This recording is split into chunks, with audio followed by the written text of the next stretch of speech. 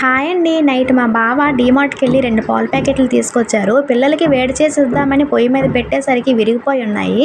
ఇంకా పారేస్తే ఏమొస్తుంది, పన్నీర్ ట్రై చేద్దామని ఇలా ట్రై చేశాను. ఆ విరిగిపోయిన పాలని ఇలా వడగొట్టుకోవాలి. ఇలా వడగొట్టుకున్న దాన్ని కిందన పెట్టేసి పైన బరువు పెడితే ఇలా 10 నిమిషాల్లో చక్కగా పన్నీర్ ముక్క అయితే మనకి ఈ విధంగా రెడీ అయిపోతుంది. దాన్ని కట్ చేసి పక్కన పెట్టుకుంటే సరిపోతుంది. ఆ తర్వాత ఉల్లిపాయ ముక్కలు, టమాటా ముక్కలు, 2 పచ్చిమిరపకాయ ముక్కలు వేసి బాగా వేగనివ్వాలి. ఆ తర్వాత అందులో కొంచెం జీలకర్ర, చిన్న అల్లం ముక్క, 2 వెల్లుల్లి రెబ్బలు వేసుకొని కొంచెం వేగిన తర్వాత కొంచెం జీడిపప్పు కూడా వేసుకోవాలి. అంతా మొత్తం బాగా వేగిన తర్వాత పక్కన పెట్టేసుకుంటే కొంచెం చల్లబడిన తర్వాత మిక్సీ చేసుకోవాలి. ఈ మిక్సీ పట్టే ఈ మిశ్రమాన్ని మళ్ళీ కూడా అదే ప్యాన్లో కొంచెం ఆయిల్ వేసి కొంచెం దగ్గర పడనివ్వాలి. కొంచెం దగ్గర పడ్డాక ఈ పన్నీర్ ముక్కలు కొంచెం ఆయిల్లో వేపుకొని మళ్ళీ ఆ గ్రేవీలో వేసుకుంటే రెడీ అయిపోతుంది. బాయ్.